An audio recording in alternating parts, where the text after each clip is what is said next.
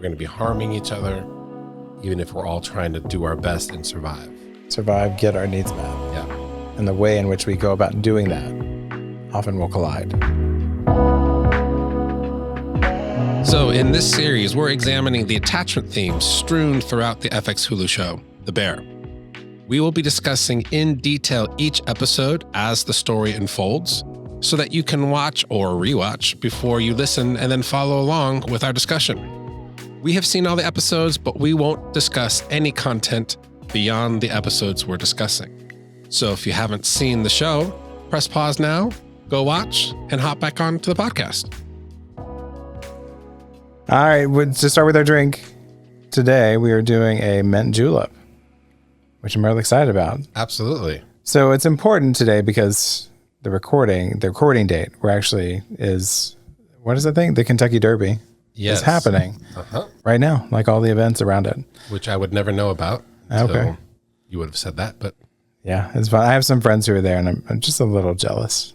They're sending pictures and all their seersucker and linen and fascinators and cute. Cool shoes. Yeah. A little rough on the animal rights stuff, but Okay. I don't know if I want to edit that out or what, but no, it's fine. We're totally jealous. But I'm jealous. A big history of that is the mint julep. Yeah. And so the mint julep is typically mint, simple syrup, and bourbon. So simple. With shaved ice. Shaved or crushed ice. And then a sprig of mint on the top of it. So I hope you enjoy it. I did make this one a little different because I watched Martha Stewart on the Today Show, and she made it with a lemon-infused simple syrup. Lemon infused? But it's the lemon juice, equal parts lemon juice, equal parts water. No, that's not right. It is equal parts lemon juice, sugar, and then some orange peel. You boil that, dissolve the sugar, and it's a lemon simple syrup. It's quite nice. It's quite nice, especially on a warm spring day. Yeah. Like it is in Dallas. I love it. Typically served in a copper mug. But not the same kind of copper mug that a mule is done in. Right. I think you could still serve it in that, though. Sure. All right. We're going to make a mint julep.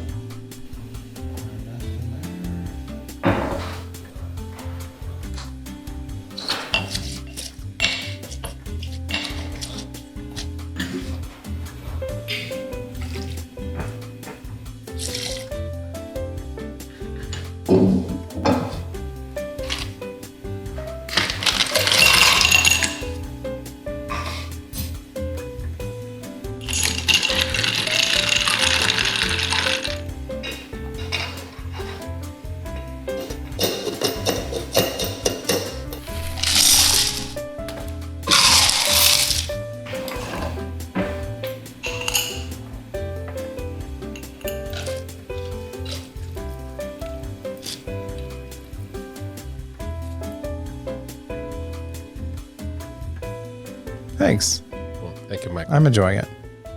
It is a drink in which you want to chew the ice, but because of the podcast, I'm not going to do that. I'm going to try not to, at least. But yeah. There's probably a personality, a prototype or archetype there about ice chewers. Because I think there's two kind of people that do and people that don't. Oh, I am one. And the same friend who is actually at the Kentucky Derby, I used to work with her and her parents' dry cleaning store. And we would get really bored at Texas Tech. As one would. But she introduced me to Sonic Ice and Now and Laters at the same time. And so it makes this a great, flavorful, crunchy taffy. It's delightful. When in Texas. Yeah. For those listeners outside of Texas, actually, I know Sonic is throughout the country. Okay. It's just not in California. Oh, okay. Yeah. I forget that Texas isn't the only place. As many Texans I'm very egocentric. As we all are. Sonic ice is another word for pellet ice. Pellet, pebble. Yeah. But even Sonic itself has better pellet or pebble ice than you could get at home, or I think they do have like machines you can get at home that are trying to make it outside of Texas, but it's fine. You stay with the story. I don't think so. I know. It's like it's such a Texas thing to say. Well, yeehaw. Anywho, All right, we're going to move on to Chicago. I mean, the best city. It's my favorite city. Is it really? Oh, yeah, absolutely. I've only been once. I went for like a 36-hour. Wow. One of the best trips my wife and I took. I know that. Yeah, that's the only time I've been there. Yeah. We had a random weekend, picked anywhere, and decided that would be, cheap flight and go. Oh, gosh, and toured around, just yelped our whole way around. You know, we're there almost every year. I do, and I still haven't had an invite, and that's okay. I've worked really hard. Noted. But I used to live there. I mean, I used to work there as well for a brief little stint. Okay. Was that at the Williams and the Sonomas? Such a pet peeve. Almost as annoying as Pebble Sonic Ice. No, it's when I worked at Wheaton College. Oh, okay. Yeah. For that spring, summer. No, very nice. Because you're in catering there. Yeah. Right? That was my catering world. Yeah. Previous life. Anywho, Chicago. Which fits with the show. Like you're professional in the biz as we talk about the Bear. Yes. The Bear. We're going to do season 1, episode 3. Today. Correct. Yeah. Man, we enter into another scene of chaos. Well, episode we are of moving chaos. Away from chaos toward organization in general, but we don't quite achieve organization. But yes. What's interesting is that the episode doesn't open in chaos. Right. As opposed to episode 1 and 2. Maybe what I meant to say is another intense episode. This is true. Which I think we're going to say every time because it's an intense show. That's right. But it does, hopefully it's not too much of a spoiler alert, but as the season goes on, it gets less intense. It does. Right. Which we'll talk about next episode when we talk about episode 4. But anywho, yes. So for example, episode 3 opens in this beautiful scene. Beautiful scene, which I was going to point out didn't open up in a dream like the previous 2 did. That's right. Which I found scary interesting. Dreams or chaotic dreams. Right. Or intense dreams. Yeah. Episode 3 opens in a peaceful, expansive, contemplative. Yeah, that's the part that nature. really stuck out. Just the idea, the space, the ability to think, wonder. Yeah. Muse. Not though disconnected from the urban city core of Chicago. Because it captures that tension of being at a water's edge, looking at the expanse of, in this case, it's a lake, but it's a great lake. So it looks like oceany, like an ocean, And you still have all the sounds in the distance. Yeah. The city sounds. City sounds in it at the sort of ends of capturing the edge of the pier and some of the high rises. Yeah. It's beautiful. Which I know they didn't make this show on attachment, even though we're taking the lens of attachment to it and looking through it there.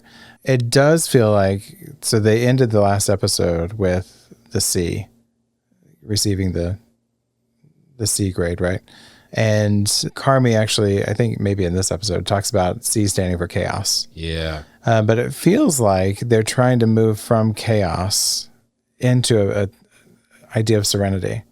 And so it opens up not only not in a bad dream, but opens up to a new day. A dawn. Yeah. And yeah, it is. I hadn't thought about the surrender piece there, but it's, now that you say it, I see it. Yeah. Surrender, and those in recovery would recognize surrender as the first step. There you go. Does that take us into, which to me is kind of another, we talked a little bit last time of some of the Easter eggs or some of the signs, some of the symptoms, some of the goings-ons that give us a remnant of what's going on in your world that can help identify what attachment strategy, what attachment classification you may lean towards or be in because of the environment around you. I feel like I got lost a little bit towards the end there. I'm not sure where you're going there, but yeah. when you think Al-Anon, you're going to think about the piece of the puzzle that is the enabler, as opposed to AA. You're going to think about the piece of the addict, but they are really two wings of one bird. There's no addict without an enabler. Right. Hence the need for Al-Anon. Yes, absolutely. I love that idea, that concept. Also, I'm just also thinking a little more simply of that means addiction's in the family somewhere. Absolutely. Or addiction is very close by. That's right. 1,000%. Yeah. And so it just peaks us up. Oh, to that point, it comes in a little later in the episode, but classic Al-Anon or AA, but I think it's particular Al-Anon.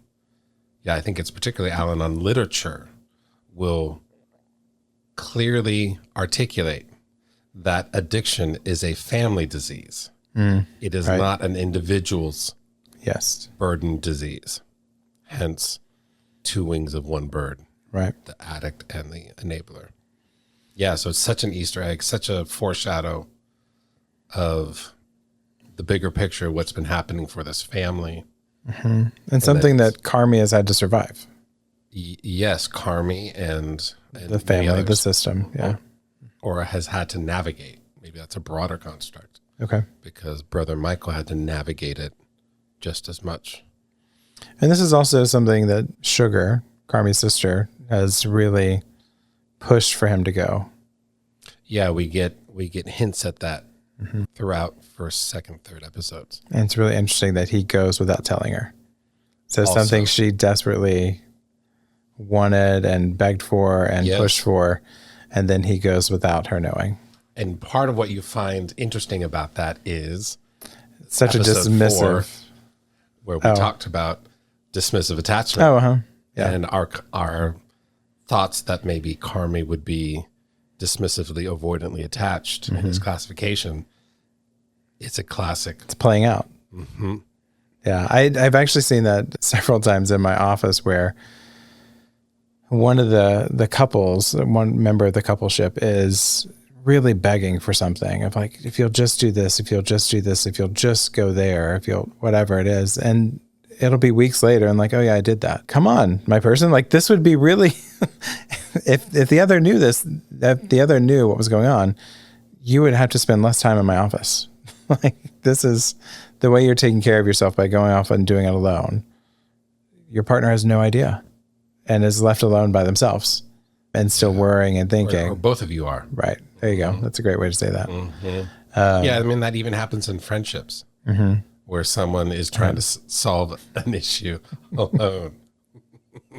Giggling because we don't know what that's like at all between one another. That we just had a conversation about it, about our friendship, and particularly about me and how you're a horrible friend. Just kidding. Yeah.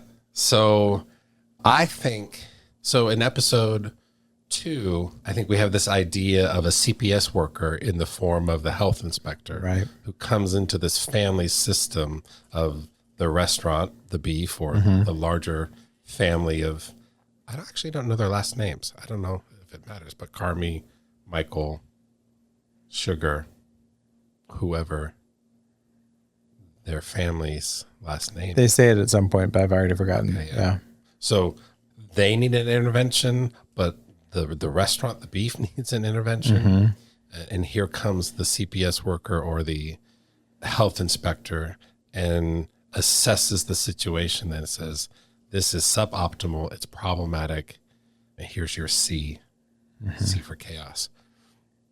Then fast forward to now episode 3, I think we have a new sort of archetype character in the form of Molly Ringwald as the leader of the Al-Anon meeting. Right. As a sort of therapeutic monologue. Her monologue, but a therapeutic agent. The sort of catalyst that's going to help this family system begin to change, to begin to make systematic and significant changes, even if it's gradual and even if it's not with lots of conflict and failures and not seamless. Yeah, it's not going to be easy and clean and simple, but beautiful monologue and mantras that are so classic to those of us in recovery. I didn't create it, I can't control it, and I can't fix it. Right. Beautiful mantra to hold. What I can do. And yet What I can do is keep my side side of the street clean. Yeah. Focus on me. What I can do. Yeah. I wrote some notes, and watching the episode, and particularly watching the episode for this podcast, made me go into a little bit of Al-Anon material. Oh, really? Okay. Of which I've never really explored much. And we see Carmi revisit some of the material later in the episode.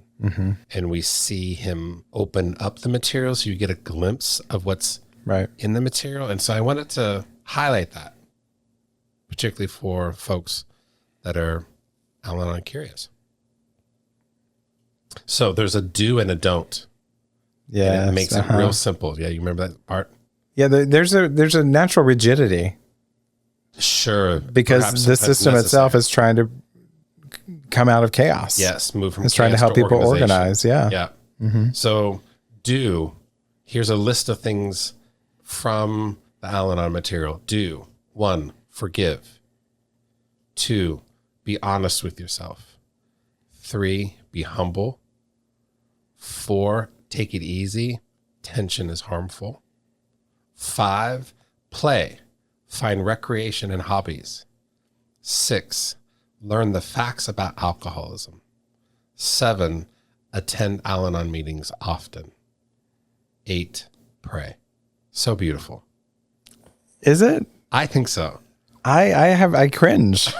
There's nothing there that's cringy for me, but go on. I do. It is beautiful. But the part that cringes is that it's, to me, that I cringe is it's laid out in such a simple way, as if just do. And all of that is profoundly hard. Sure. Especially if you're in a system of chaos. No doubt. Yeah. Yeah, I appreciate that cringe reaction. Yeah, I mean, I think partly I come from my own family history of addiction with my grandfather, and there was nothing easy about it, being on the Al-Anon side or on the AA side. Yet the lists were easy. The list presented as easy. And so I'm probably over-identifying here, but it's beautiful in thought. Yeah. Very hard in practice. Absolutely. Yeah. The way I think I relate to the list, and we'll get to the don't list as well. I think of it as the tether, as the anchor, as, to use attachment language maybe, as the safe base or the safe haven. Yeah. When all is confusing and unclear, and you're full of that unsuredness, we can come back to some things that are, this much is true. Hey, Oprah. Not to Oprah. That we can come back to things that are solid, sturdy, and reliable. Yeah. Which is not to say anything about whether or not they're easy. Right. But they are sort of an anchoring or an orienting toward, if we're Muslim, it would be to the east, toward Mecca. If we are in the African American experience of the North Star and escaping chattel slavery, it is these sort of morning star, bright as the morning star. It's these sort of anchoring, which is sort of what the episode opens up with, is this looking to the east, the rising of the sun, anchoring, and the theme of the Birgade, which we'll get to. And I think anybody who is honest about their own recovery will disclose that recovery was made up of a bunch of relapses. Oh, absolutely. And that the journey toward sobriety, whether on the enabling side of Al-Anon or addiction AA, it's a wake of destruction, and it's messy. Well, it mirrors just relationship in general, how the beauty isn't in the perfection. The beauty is in the repair. And you can't have repair without rupture. Yeah, that's right. And so rupture is going to happen time and time again. Yeah. The repair is what makes it worth it and beautiful. And just a little Easter egg for a later conversation about this episode. Yeah. So the don'ts. in the Al-Anon material is don't be self-righteous. 2, don't dominate. Already struggling. Lord knows. 2, don't dominate, nag, scold, ... Don't be anxious pursuer, preoccupied. Number 3, control your temper. Don't be human. Okay. Yeah. And for dismissively attached folks, right? We often need a different sort of nuanced messaging of, hey, you can have feelings. Right. And you can emote those feelings. Yeah. But this show is so drenched in such meaningful, and sometimes it's subtle. And if you're not paying close attention, or if you're not already sort of somewhat familiar with these things, you're going to miss what's in these episodes. But those are, I think, beautiful words of wisdom, even if they need some explanation. Support. Yeah. Support, some clarifying of what they mean. But also imagine like picking up that pamphlet for the first time. And if you're in such a place of chaos, how that could feel very grounding. I'm always going to bring it back to the couples I work with because that's just, my mind's there. That's oftentimes what they beg for when they come see me, especially at first. They're like, just tell us what to do. Yes. Help, but tell us what to do. We'll keep coming back. It works if you work it. Absolutely. So, yeah. And these do's and don'ts are very your side of the street sort of oriented. These are all things that you have influence on, you have a say-so on, that you can control. You have agency in. Yeah, you have agency on. Yeah.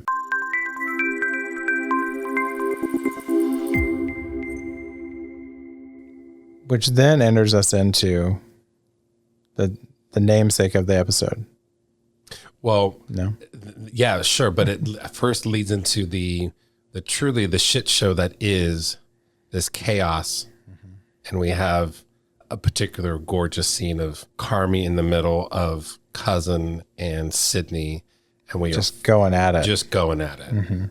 Raising their voice, yelling in front of customers. Oh, I did forget about yes. It is almost unholy.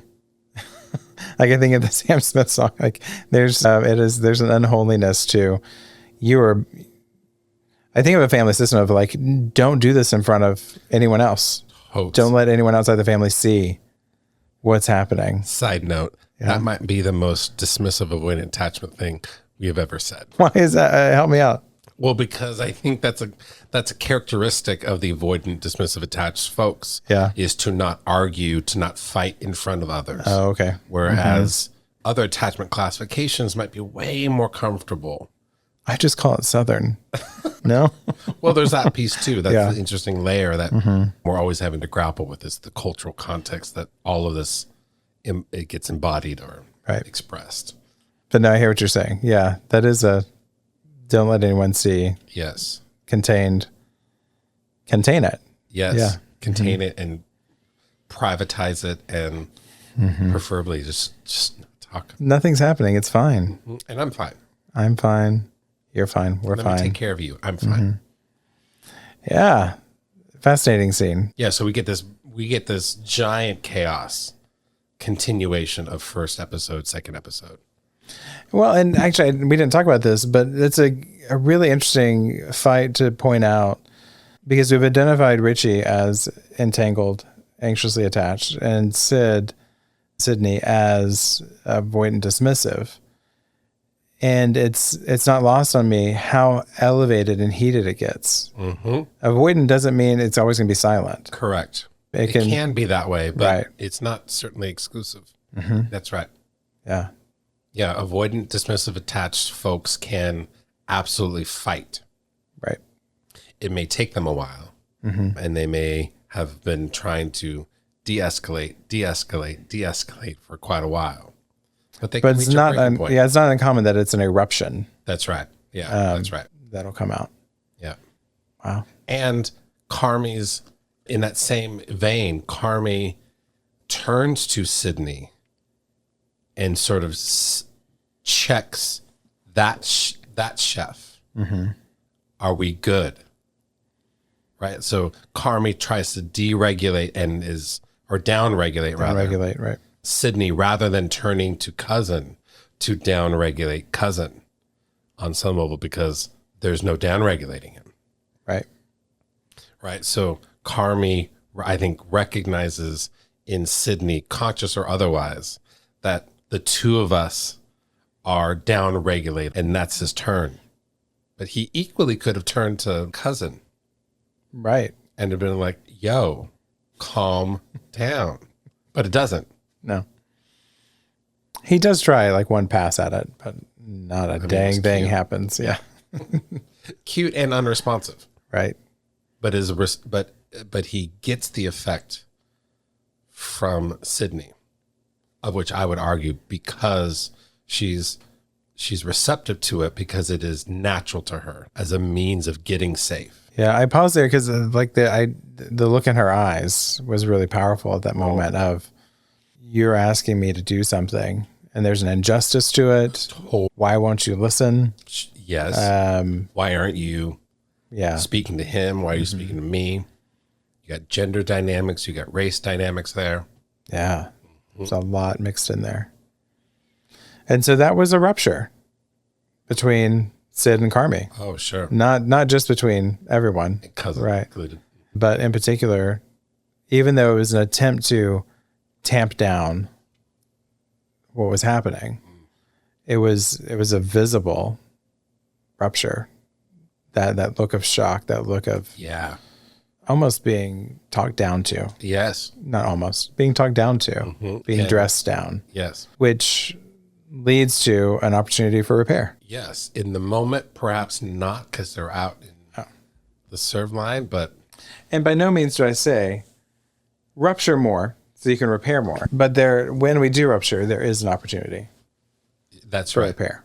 And sometimes the opportunity will be hours, a day later. Days. When it comes to children, there's just explanatory comma there.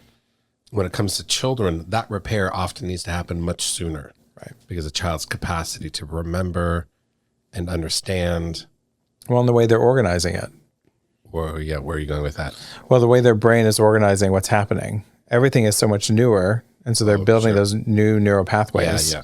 And so they're setting pathways. So with children, it's important to not let those neural pathways set. Yes. And yeah. Okay. Uh-huh. Mm-hmm.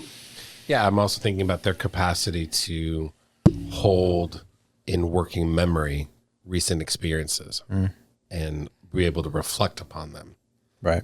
Children need a much more immediate repair. Well, and also, gosh, we're getting into the weeds here, but children are also going to make it egocentric. That's part of why it's so necessary to be immediate. Because they're not able to hold themselves outside of the center. Mm-hmm. So everything's going to turn into they're the reason. That's right. Why whatever's happening is happening. Right. Yep. So we want to defend against that. Mm-hmm. Protect. Yeah. Yeah, but it's a beautiful, catastrophic rupture between Carmi and Sydney, let alone cousin in the mix of it. So use a big word there. And one comment we've gotten is we can get too heady or too therapist-y. And so you said a big catatonic. Did I say catatonic? I thought you said catatonic. I meant to say catastrophe? Yeah. I think I heard catatonic. I bet I said it that way. Okay. I've been known to... Like she did have a still face of like, and so I didn't know if that's what you were talking about was catatonic. Well, that would have been unconscious. Okay. Mm-hmm. So catastrophic. Catastrophic. I think is what I said. You probably said that. Okay. My bad. Also, is catastrophic a word? I think so. Okay. I've heard you use it before. Well, no. So yeah. So the attempt to repair. Let's talk about that real quick because that'll move us into the Birgade, and we're probably already like 30 minutes into this and haven't talked about the main topic. But you have two dismissive, avoidant people who are leading, and things did not go well. The leadership is colliding. There's just rupture. Because the whole family system is insecurely attached. Mm-hmm. It's an insecurely attached system full of insecurely attached folks. Mm-hmm. And therefore that means needs aren't going to be met. People are going to miss each other. We're going to be harming each other, even if we're all trying to do our best and survive. Get our needs met. Yeah. and the way in which we go about doing that often will collide if we're insecure. Yes, catastrophically. Yes. Yeah. And so then we have what sort of introduces a change, a repair to that system. One, you have Carmi at night sitting bedside, starting to review the Al-Anon material. And then we have this, I think, gorgeous scene of what I'm going to continue to advocate for, an understanding of Marcus as being securely attached. As Marcus is exploring. Oh, that's lovely. Yeah. And playing.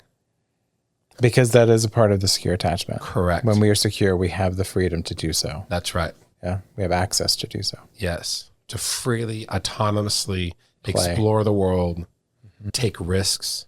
And he's doing that, in this case, frolicking and playing in the donut world. And reflecting on his childhood. Oh, yeah, that's right. In a way that no other character is able to do that. Thus, as shown in the show. Thus far, yeah. And so he's reflecting with other people. So he's being intimate, reflecting and sharing his internal world and his past about these exquisite experiences of being with donuts. And he does it with FAC too, which is a whole nother layer. Yeah. But the sort of, I don't know if he's a Cocopelli, but he's this jester of a playful, funny Peter Pan archetype. Anywho, that's a total tangent. Yeah. About FAC. But we'll there's get there this later. Marcus playing with donuts. And Sydney comes, and Marcus is sort of appropriately needing some dialogue and conversation about it. And Sydney does this beautiful, secure, attached attunement and a beautiful prototype of parent-child, and gives some good feedback of, donuts are deceptively complicated. They need a lot of equipment, and let's look around at our context. This environment isn't equipment rich, but aside from that, if you're into it, I'm into it. And it's a gorgeous. Oh, it's so beautiful. So beautiful. The, I think, seminal work of Daniel Siegel and Mary Hartzell's Parenting from the Inside Out has a, I think, example of it in terms of, here you have a child that's been playing outside and comes bursting through the door holding a cockroach full of exuberant exploration and curiosity, and wants to share it with you.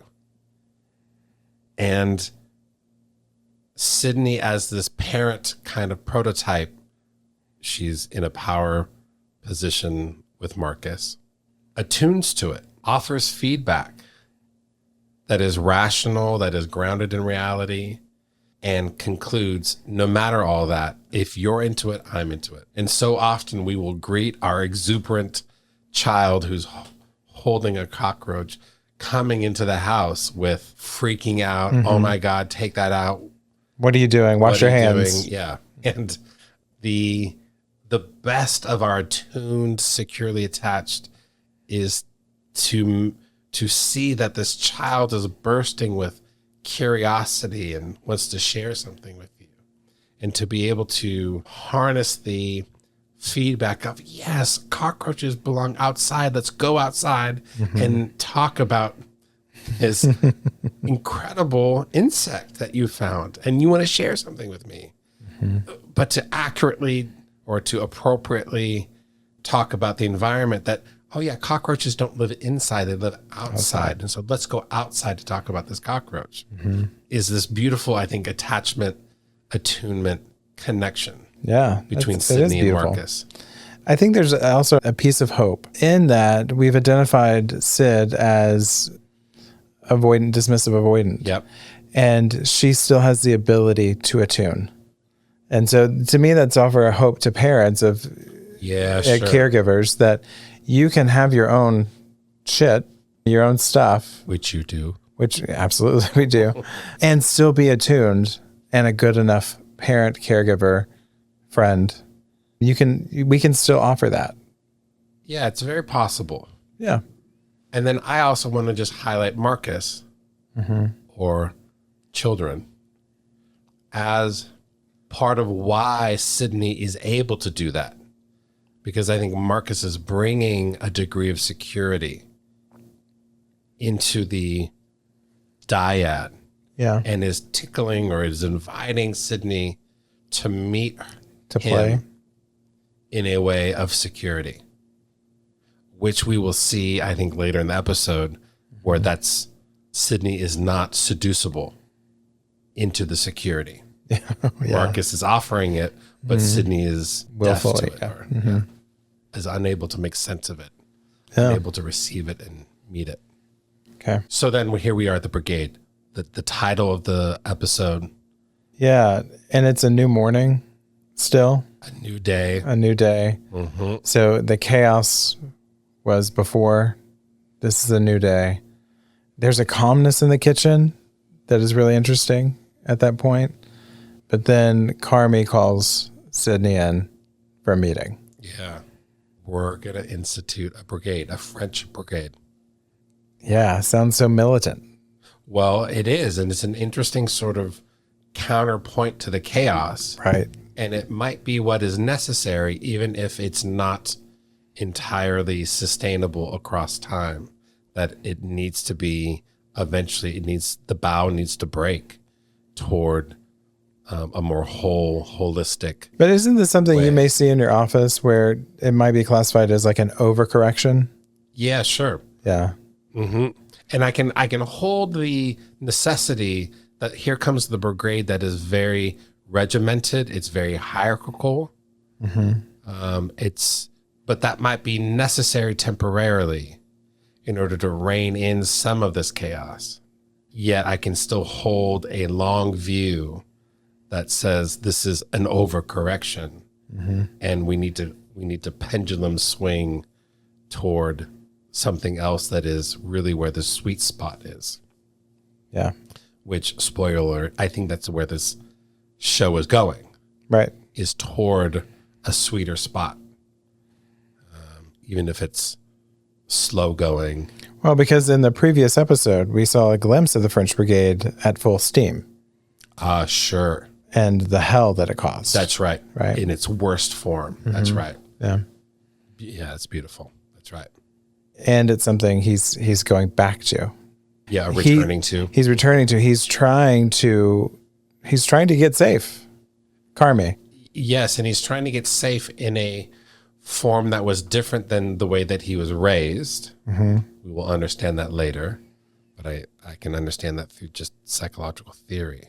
Yeah. That he was drawn toward a kind of counterpoint of organization, hierarchy, cleanliness, Something structure. opposite. Yeah, the opposite. That was an overcorrection in and of itself. Right. Yeah. But it's not lost on me that he says, let's do this. And now, Sid, you're in charge. Yeah. I'm not going to actually be around to actually suffer the implementation consequences of it. Yeah. It's almost like a parent who just kind of washes their hands or like offhands. They're like, yes, we need to do this. I don't know. I'm trying to think of a quick example of like, let's do sleep training, but I'm going to be asleep. Yeah. Yeah. The way in which Carmi is not really in it with Sydney, the implementation of it, most emblematically when they implement it. And when she's introducing, she's being so vulnerable. She knows they're not going to receive it. Absolutely. She knows they are going to be angry. And he's not present for any of that. No, he's not present. And then as they're implementing it during the work day, and as she's saying, this will bring peace, this will bring structure, this will bring a wholeness, this will bring she's trying order, to sell it well. This will do all these things, and chaos just wreaks havoc. The same shit show, quote unquote, from the show. It's actually kind of a good metaphor of like going through AA. Yes, no, that's right. It's not the addiction therapy. Yeah, you're right. It's not going to get resolved cleanly, quickly, or simply. Mm-hmm. It's necessary. But the way in which Carmi then bolts in the middle or in the midst of that chaos is so classically that avoidant dismissive, even if he's moving toward trying to get some important needs met. Right. Yeah. Which we often don't see. Like we just see the chaos. Correct. Or the abandonment. Yeah. Right. We don't see that desperate need of like, he really needed to go. Mm-hmm. Like he was having a panic attack. Understandably so. And so he needed some grounding. He needed something to hold on to get to the moment. Because I don't even remember, like he got a call. Oh, that's right. And for someone who asked for his brother. We haven't talked about this. That's right. Yeah. We haven't talked about it previously. We didn't talk about the pre-show. We didn't talk about the show. That's right. Yeah. Yes, he gets triggered, if you will. Right.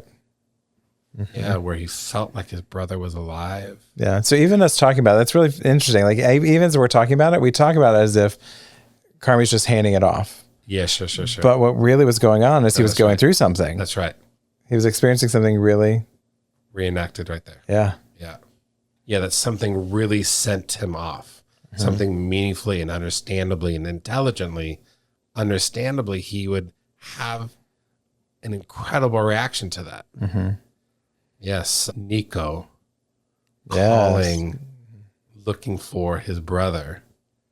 And there's this, I think, this classic dismissive avoidant where he's done, well, actually it's rather insecure attachment, probably broadly, where it seems like he's sort of denying some intuition about understanding what this call was about. And there was a fear. There was a fear, but my projection, as it may be, is that Carmi was starting to understand who Nico was and who his brother was, Michael was, and what this phone call was all about. And I really don't want to know that. But I don't want to know it. I'm going to avoid it. I'm going to suppress it. I'm going to deny it. Yeah, because he also, like, he could have said, I'm so sorry to let you know, but one, Mikey's no longer here. That's right. Whether in physical body or at the restaurant. That's right. He didn't do any of that. No. He just said, can I take a message? Yeah.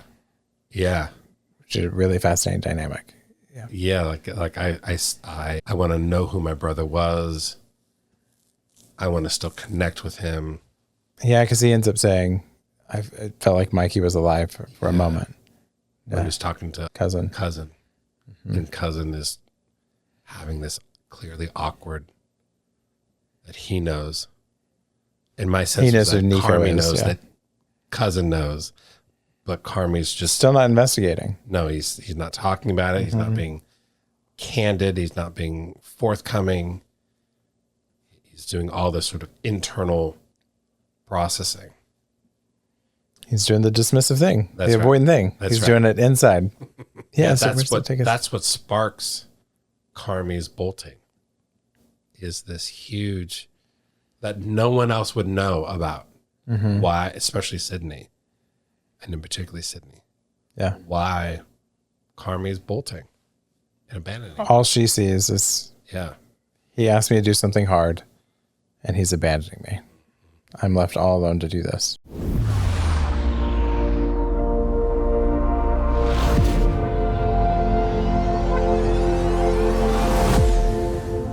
We have a lot of places we want to go. Do you want to keep moving through the show toward looking at Tina? Oh, Tina. Tina. Just a fascinating character. And she's so clearly suffering. Yeah, absolutely. Shall we go with Tina? Yeah, with Tina, we were going to talk about all the ruptures. And there are a lot of ruptures with Tina. Tina's initiation and with Tina and toward Tina. Right. Tina's having a hard time. A lot of change is being thrown at her. And I think it's an indication that then Tina probably had a hard time a long time ago. That Tina's having a hard time with all the change because Tina had a hard time with all the change back then and there.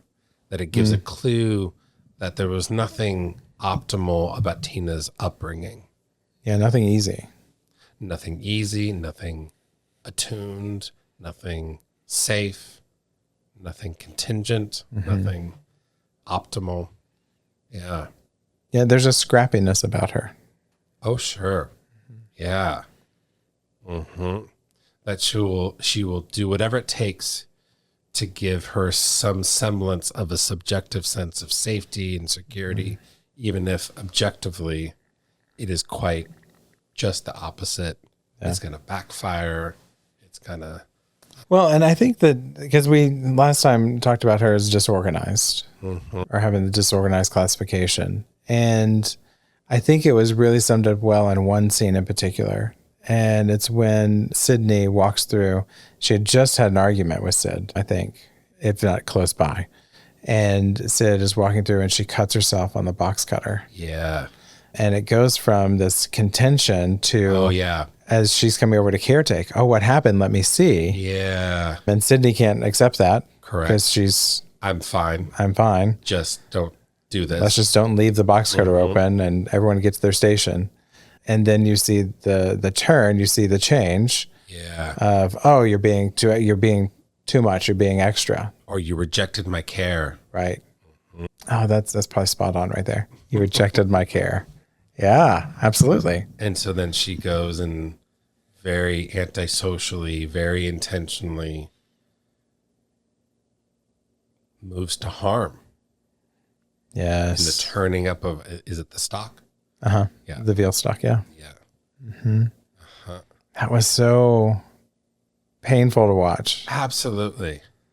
And partly it's painful to watch because we got a semblance of her true self, of her true heart, and that she's acting so counter to it. Well, when she doesn't have to protect herself. She can attend to others. Yeah, we get glimpses of that in episode maybe 1 and 2. I think also in 3, but there's reasons. And in 4, spoiler, where at the end of episodes where we're often doing family dinners, she's so much more alive and vibrant and connected. Yes. And reflective.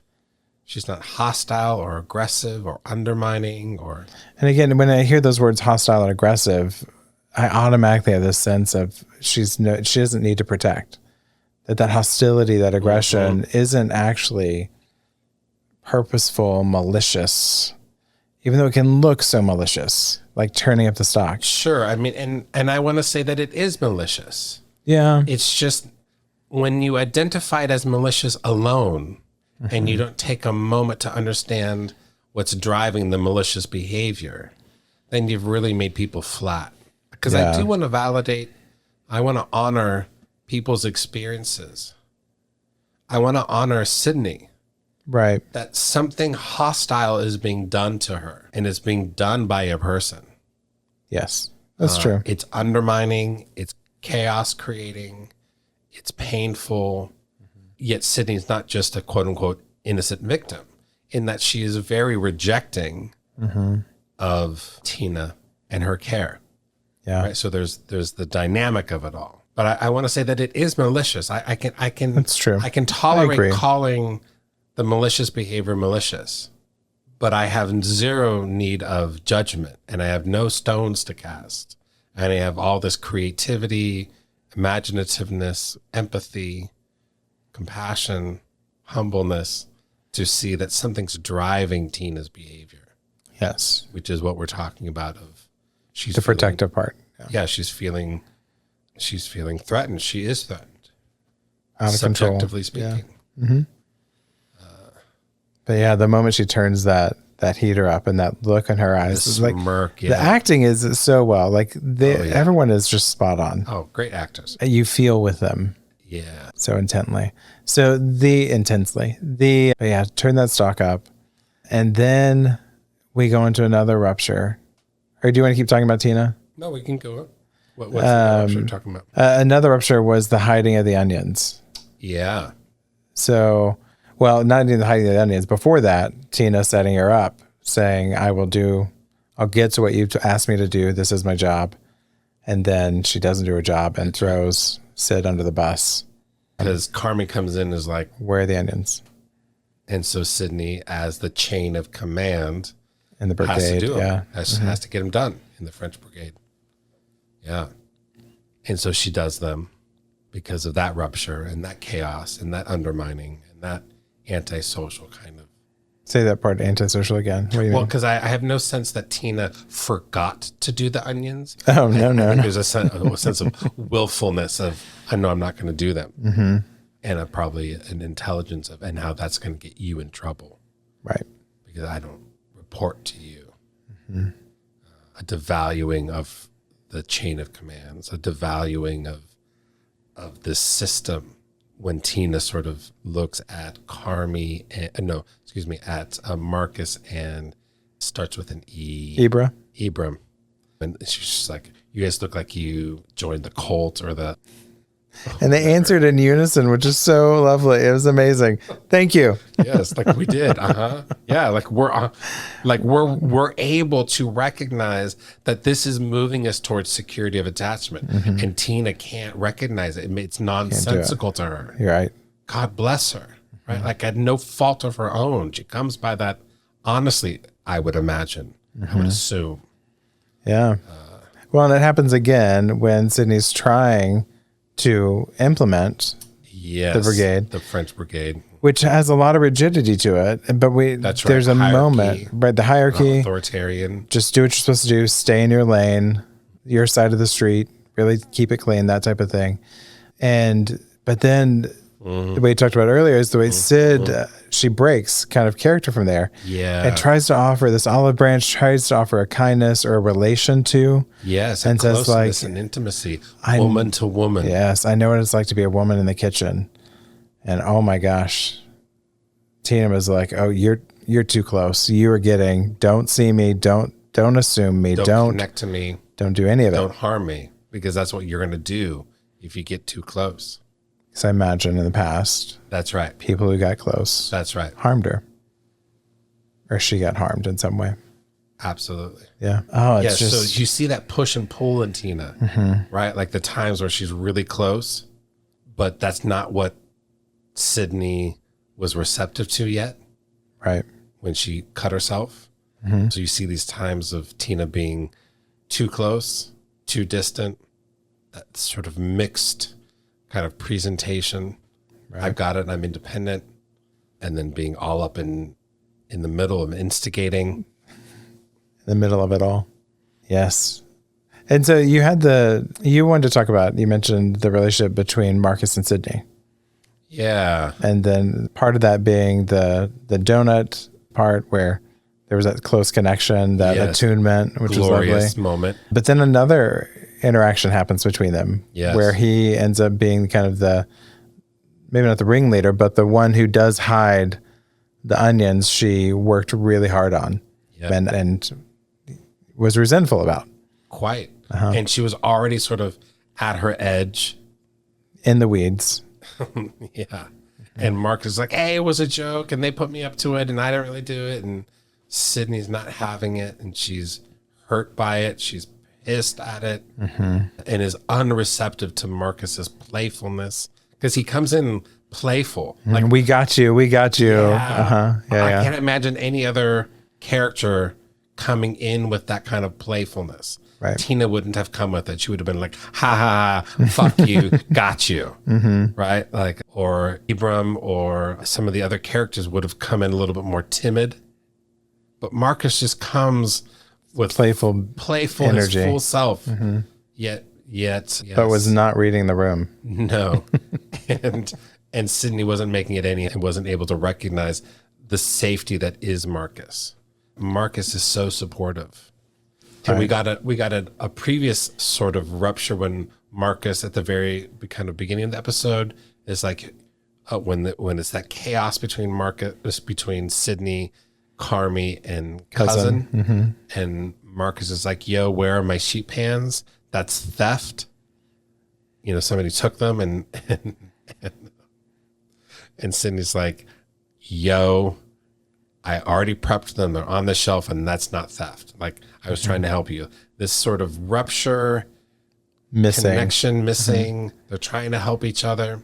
They I think, are a fascinating dyad. Dyad, yeah. I was going to say couple, but they're not a couple. They're a dyad. We may want them to be a couple, but that's another issue.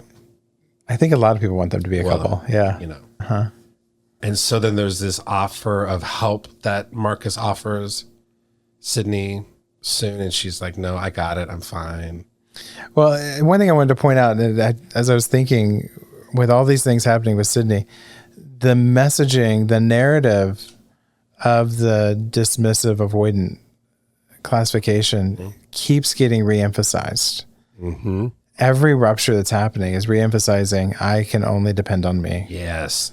I've got to do it. I've got to contain it. I've self-reinforcing that way. Just over and over and over again, to the point where it's so believable that people are going to offer you help and you're going to say, no, I don't want your help. In part because I'm better at helping myself than the help that you guys can give me. Right. True or not, but it sort of prophetically becomes true. Yeah. Box cutter as an example. Yes. Yeah. Until the stock falls on you. Yeah, right. Like until reality has a way, if we are open to it, really telling you this is how it is. Right. That Marcus offers to help get the stock, the veal stock from the top shelf. Sydney rejects it. Classic secure attachment offer of support and closeness. Dismissive attachment, rejection of the help. Yeah. Would you ask Carmi if he's okay? Yes. Another example. No, you would. Yeah. Yeah. And then Sydney is unable to do things all by herself because all humans are unable to do all things by ourselves all the time, and spills the vat of hard-earned, congealed animal stock fat, just all over. And Marcus could have come in and be like, yeah, told you. I offered. Yeah. Could have shamed, could have been annoyed, could have been irritated. Yeah, the way they filmed and positioned them in that scene was so beautiful, and that it really was a coming alongside.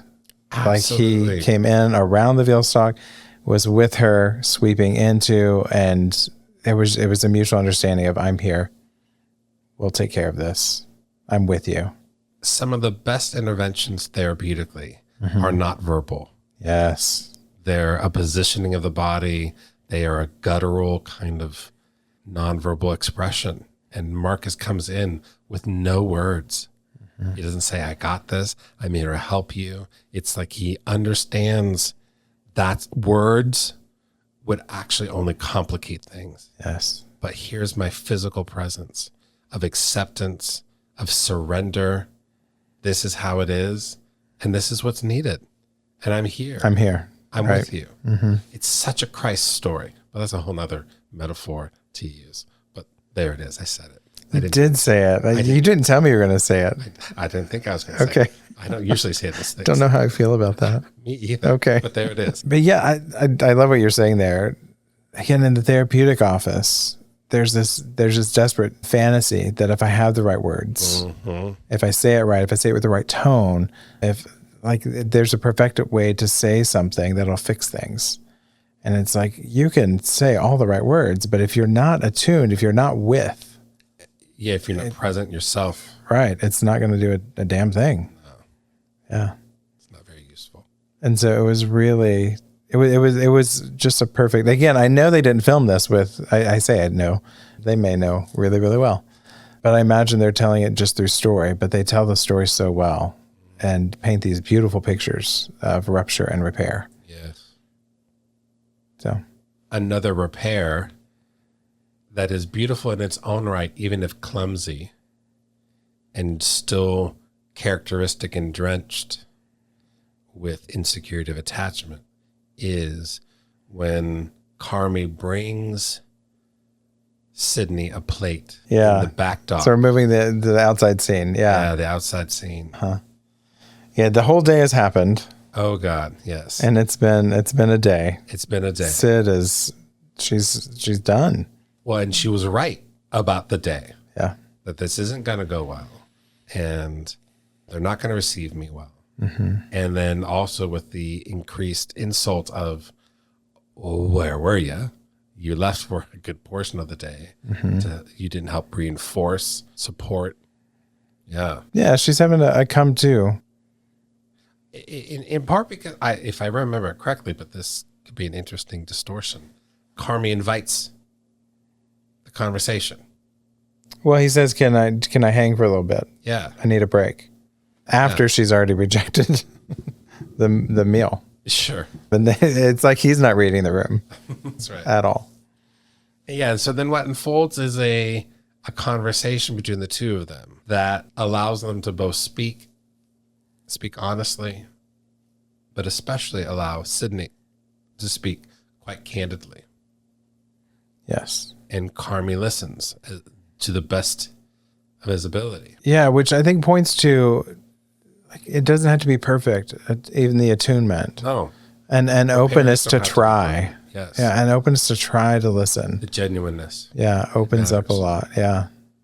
And she does a good job. She's a little factual, not really emotive. Sure. In a Sid kind of way. Right. But he hears it enough that it evokes something in him. Yeah. And he shares his own story. That's right. Which I think is an offering. He goes, it's not an excuse, but this is what was happening with me. Yeah, this is why I left. This is why I left. This is where I've been. Which was such a vulnerable move. Yeah. Which we can only do when we feel a little bit safe. Yes. So he's feeling something with Sid. He's been feeling a genuineness. I think he respects that she's being direct. Yes, without shaming. Right. Yes. Honest without being condemning. Right. Yeah. And she's being vulnerable. Sure. She's like, right. I need you to listen to me. Up to power, right? Mm-hmm. She's speaking up change. She's speaking up the French Brigade structure. Mm-hmm. And that's a vulnerable move. Right. Mm-hmm. And risky, vulnerable. And then we have just a classic, two avoidant attachment styles. Enter into vulnerability and then exit really quick. Absolutely. with the idea, she's like, open the vulnerability, and she's like, oh, I think you shared too much. That's way too much. That's too much. And totally caught him off guard. Yes. And brought in some shame. You could see that fear and that panic. He was like, oh no. Yeah, I did it wrong. One, I've done something I don't ever do. Yeah. And now you're telling me I did it wrong. Oh, I can feel like in me, like I mean, I really relate to Pete. I think Pete's my guy in the show, but in that moment, Carmi and I was like, oh yeah, like I tried, but, and then she laughs. And this is what dismissive avoidant often will do. They'll exit with sarcasm and laughter and humor. Yes. As a means of managing anxiety around closeness to achieve some degree of turning the volume down. Yeah. And the volume of intimacy. Right. Yeah. It's not loud, no. Right. But or caustic or hostile. Mm-hmm. Right. But it's loud in its intimacy. Yeah. Its closeness.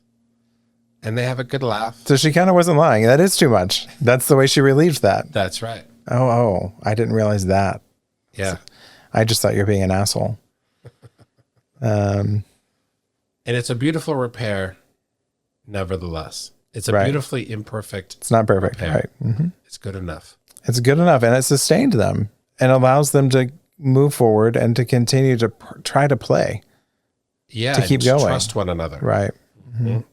To establish a mutual trustworthiness, right? And that we have each other's best interest in mind. That we're united in our goals, and when I say something, I need to be respected, to be heard, to be listened, and a recognizing of that, and a still sort of meta recognition that this is still the right direction to go. Right. It's a lovely ending. Yeah, which brings us to our end of this episode. Great discussion. I really enjoyed it. This show is full of just beautiful moments of rupture and repair. I look forward to continuing to observe them. Word. Heard, chef. Heard. All right.